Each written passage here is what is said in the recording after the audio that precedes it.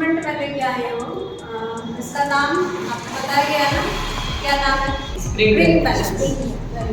Spring balance इसलिए कहा जाता है क्योंकि इसके अंदर स्प्रिंग लगी होती है, जो ऐसे करके इसमें वजन जब लटकता है तो उसको नीचे की तरफ खींचता है। ठीक है, तो उससे हमें यहाँ पे उसका वजन पता चलेगा कि कितने ग्राम की वो वस्तु है। तो आज हम एक एक्टिविटी करेंगे जिसमें हम देखेंगे कि कोई भी वस्तु यदि पानी में डुबोई जाती है तो उसके अंदर भार की कमी महसूस होती है, यानी कि वो वस्तु हल्की लगने लगती है, और जैसे वो डुबोई जाती है वो कुछ पानी को विस्थापित कर देती है, यानी उस बर्तन से बाहर निकाल देती है। ठीक है, या तो अगर बर्तन बड़ा होगा तो उसमें उसका स्तर बढ़ जाएगा, द्रव का स्तर ऊपर की तरफ बढ़ जाएगा।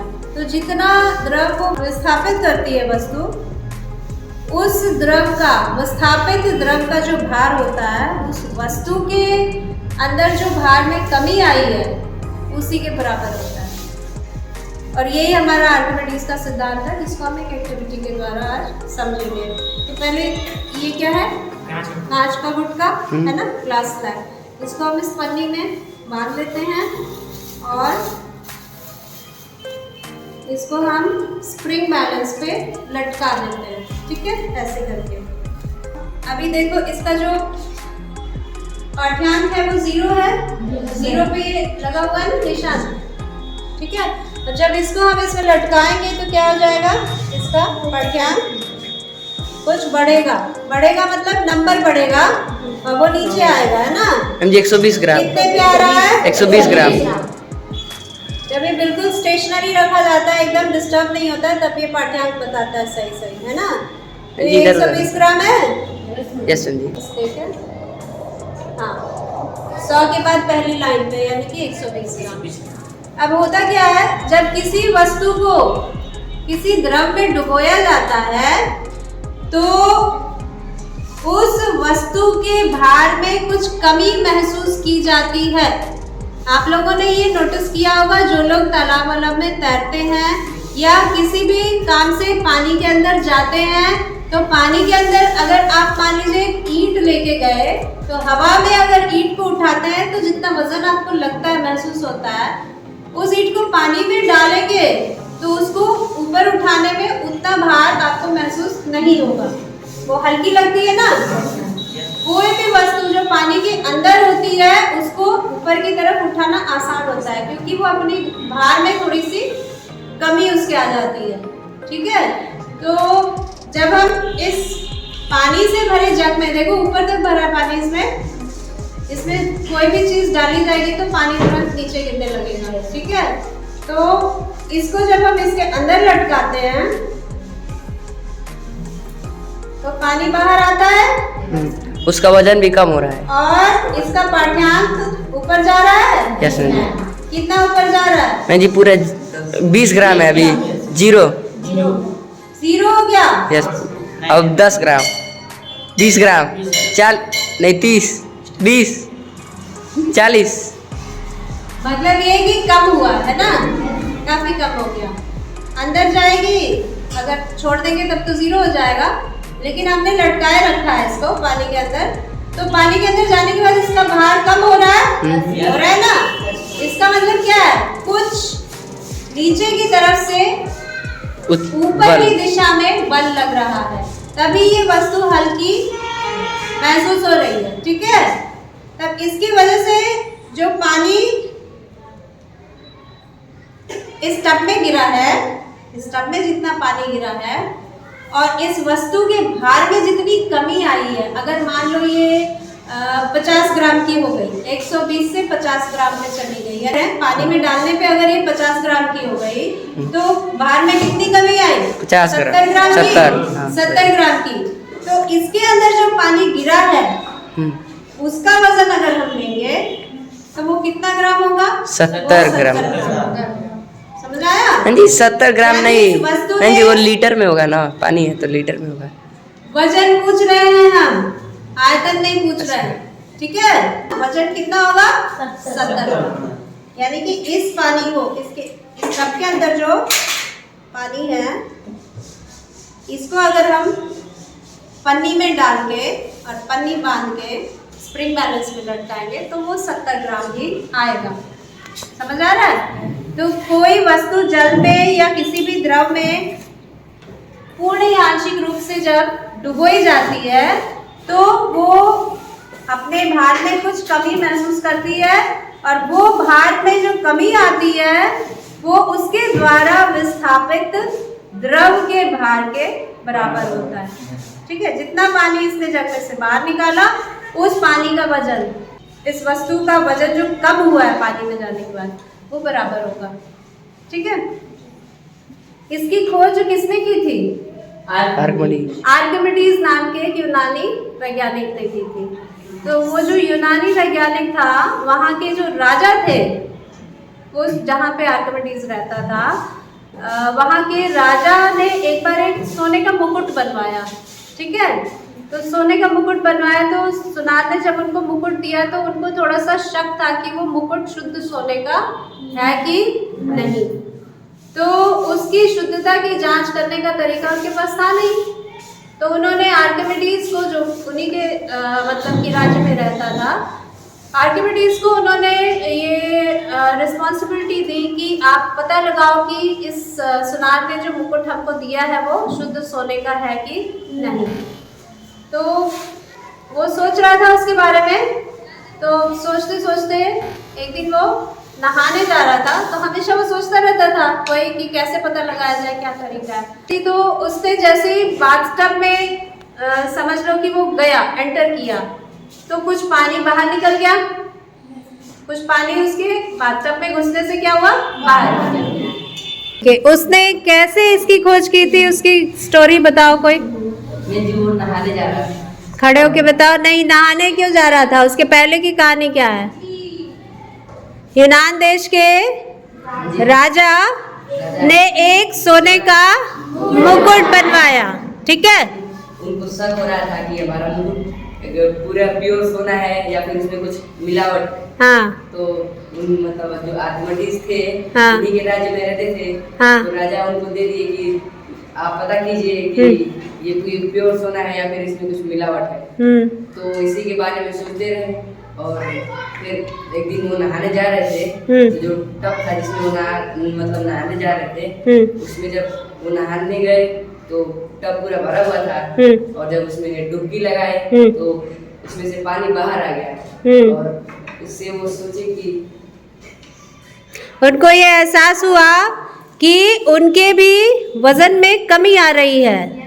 जैसे ही वो पानी में जा रहे उनके भी भार में उनको कमी महसूस हुई और उनके दिमाग में एक आइडिया आया और वो क्या किए, जोर से चिल्लाए, यूरेका। क्या चिल्लाए? यूरेका। और यूरेका यूरेका चिल्लाते हुए वैसे ही बिना कपड़े के ही कहाँ भाग गए? राजा के पास। और उन्होंने कहा कि मैंने पता लगा लिया है कि सोने का मुकुट जो है वो शुद्ध है कि नहीं, इसका पता कैसे चलेगा। ठीक है, तो आर्किमिडीज को जो आइडिया आया था, उन्होंने क्या किया कि जो सोने का क्राउन था राजा के पास, उतने ही भार का सोने का एक टुकड़ा लिया। ठीक है, उतने ही वजन का, उतने ही ग्राम का सोने का एक टुकड़ा लिया या गुटका लिया और उनको बोला कि पानी में इन दोनों को डुबा के देखेंगे। ठीक है, तो पानी में जब डुबा के देखा गया तो चूंकि सोने का घनत्व चांदी के घनत्व से 2 गुना अधिक है, इसका मतलब सोना जो है वो कम स्थान घेरेगा। सोना, उतने ही ग्राम का सोना जो है वो कम स्थान घेरेगा और इसका मतलब उसका आयतन कम होगा। तो जितना आयतन पानी के अंदर जाएगा उतना ही पानी बाहर आएगा। समझ आ रहा है? तो क्राउन के द्वारा निकाला गया पानी, क्योंकि क्राउन जो था वो उसमें चांदी या कोई और धातु मिली हुई थी जिसका घनत्व सोने से कम था। घनत्व क्या था? सोने से कम था। तो उसका वॉल्यूम या आयतन बढ़ जा रहा था, है ना? तो जितना वॉल्यूम उसका बढ़ जा रहा था उतना अधिक वो पानी बाहर निकाल रहा था और सोने का गुटका पानी कम बाहर निकाल रहा था। ठीक है, तो ये जो अंतर उन्होंने निकाला, बराबर ग्राम या बराबर द्रव्यमान के सोने के गुटके और क्राउन को लेके उन्होंने जब पानी में डाल के उनका अंतर निकाला, दोनों में अंतर आया, इससे उनको पता चल गया कि क्या पता चला कि क्राउन में मिलावट की गई है दूसरी धातु की। ठीक है, उसके बाद एक और कहानी है, इस कहानी से थोड़ी सी अलग है, आर्किमिडीज के सिद्धांत की खोज पे। ठीक है, उस कहानी के बारे में हम आपको बताते हैं। 3री शताब्दी ईसा पूर्व में यानी 3rd सेंचुरी BC में हायरोन नाम के राजा हुए थे यूनान में। ये सिराक्यूज नाम के देश के राजा थे और इन्होंने आर्किमिडीज को एक प्रोजेक्ट सौंपा था।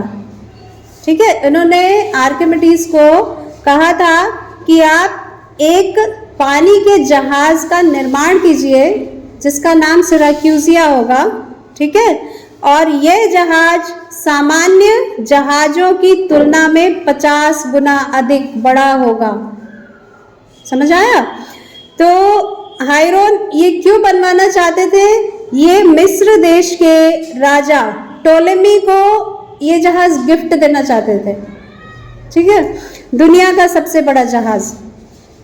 इस जहाज में उनके प्लानिंग के अनुसार क्या होना चाहिए था? एक स्विमिंग पूल होता, एक बहुत बड़ी सी लाइब्रेरी यानी पुस्तकालय होता जिसमें बहुत सारी किताबें होती सब लोगों के पढ़ने के लिए, एक मंदिर होता, एक जिम्नेजियम होता जहाँ पे लोग एक्सरसाइज कसरत वगैरह कर पाते, और वो ये भी चाहता था कि इसमें ये सारी सुविधाएं होने के साथ साथ 400 टन अनाज भी लादा जाता, 10,000 बोतल मछली का अचार रखा जाता लोगों को खाने के लिए, 74 टन पीने का पानी, 600 टन ऊन और लगभग 1,000 आदमी उसमें चढ़ जाते हैं ना, जिसमें से 600 सिपाही होते। तो 1,000 आदमी के बाद वो चाह रहा था कि इसमें 20 घोड़े भी लाद दिए जाते। ठीक है, तो आर्किमिडीज के लिए तो ये बहुत ही बड़ा चैलेंज था कि नॉर्मल जहाज से 50 गुना बड़ा जहाज बने और उसके अंदर इतना सारा कार्गो लादा जाए, इतना सारा सामान और लोग और जानवर लदे, है ना। तो ये इतना बड़ा चैलेंज आर्किमिडीज के सामने था कि वो हमेशा यही सोचता रहता था कि ये कैसे बनेगा। ठीक है, तो यही सोचते सोचते जब वो एक बार नहा रहे थे बाथटब में, तो जैसे ही वो पानी में एंटर किए, कुछ पानी बाथटब में से बाहर निकल गया। तो उन्होंने ये नोटिस किया कि उनके शरीर का जितना आयतन यानी जितना स्थान उनका शरीर घेर रहा है, वो जितना ही पानी के अंदर जा रहा था उतना ही पानी बाहर निकल रहा था। ठीक है, तो उन्होंने किसी भी वस्तु को पानी में डुबा के देखा और यह संबंध निकाला कि किसी भी डूबी हुई वस्तु पे लगने वाला उत्प्लावन बल, यानी कि उस द्रव के द्वारा जो उस वस्तु पे ऊपर की दिशा में बल लगता है वो, और उस वस्तु के द्वारा जो विस्थापित द्रव है, उन दोनों का भार बराबर था। ठीक है, तो उनके सामने जो चैलेंज था बहुत बड़ी सी पानी की जहाज बनाने का, उसमें उनको क्या करना था, उस पानी की जहाज का आकार कुछ ऐसा बनाना था जिससे वो अपनी वजन से अधिक वजन के जल को विस्थापित कर सके। अगर उस जहाज के बराबर के वजन का पानी विस्थापित होता तो वो बड़ी आराम से नहीं तैरती, उस पानी की सतह में डूबी हुई तैरती। अगर उसके द्वारा विस्थापित जल उसके अपने भार से कम होता तो वो डूब जाती। तो उनको ऐसा जहाज बनाना था जिसमें उसके द्वारा विस्थापित जो जल होगा उसका भार उस जहाज के भार से या वजन से अधिक हो। ठीक है, ताकि वो आसानी से तैर सके। तो उन्होंने उस जहाज का कंस्ट्रक्शन करवाया और उसके बाद राजा को उन्होंने वो दे दिया ताकि वो किसको गिफ्ट करने वाले थे? मिस्र के देश के राजा को, टोलेमी जिनका नाम था, उनको वो जहाज गिफ्ट करने वाले थे। ठीक है, तो ये दूसरी स्टोरी है आर्किमिडीज सिद्धांत के खोज के पीछे। ठीक है ना? बोलो, आर्किमिडीज ने क्या किया था? इस चीज का खोज किया था कि जब कोई वस्तु और जब पानी में डुबोई जाएगी तो उसके भार में कमी प्रतीत होगी और जो उसके विस्थापित के पानी के वजन के बराबर होगी। आर्किमिडीज था, वो जिस देश में रहता था उस देश के जो राजा थे उन्होंने एक मुकुट बनवाया था सोने का। तो उनको शक था कि ये पूरा सोने का है या फिर इसमें चांदी या फिर किसी और धातु की मिलावट की गई है। इसीलिए उन्होंने आर्किमिडीज को बोला कि तुम ये पता लगाओ कि इसमें पूरा सोना है या फिर इसमें कुछ मिलावट की गई है इस मुकुट में। तो आर्किमिडीज जैसे बैठे बैठे सोचता रहा। फिर जब एक टाइम आया जब वो नहा रहा था तो देखा, जब वो बाथटब में गया तो जब वो बाथटब में गया तो थोड़ा सा पानी बाहर निकल गया। तो उसी पे वो सोचने लगा कि क्यों ऐसा हुआ है। तो बाद में उसको पता चला कि ये मेरे वजन के बराबर ही पानी जो है वो बाहर निकला है। वजन के बराबर नहीं निकला था, वजन के 2 गुना भी नहीं। जितना आयतन, उसके शरीर का जितना आयतन पानी के अंदर जा रहा था उतना ही पानी बाहर निकल रहा था। ठीक है, तो उसने खोज लिया और खुशी से उसी टाइम जल्दी जल्दी राजा के पास गया और क्या चिल्लाता हुआ गया? यूरेका। यूरेका। ये हिस्ट्री में यूरेका मोमेंट के नाम से प्रसिद्ध है। यूरेका मोमेंट का मतलब हमने खोज लिया, जैसे किसी समस्या का समाधान हमको मिल गया। तो ग्रीक लैंग्वेज में यूरेका मतलब मुझे मिल गया, मैंने ढूंढ लिया। ठीक है, हाँ। तो राजा के पास गया और उसने बताया कि ऐसे इसका पता चलेगा कि ये मुकुट असली है या फिर नकली है, इसमें किसी धातु की मिलावट की गई है। और उसने किया और बाद में पता चला कि वो मुकुट में मिलावट किया गया है। और उससे राजा को पता चल गया। वेरी गुड, चलो।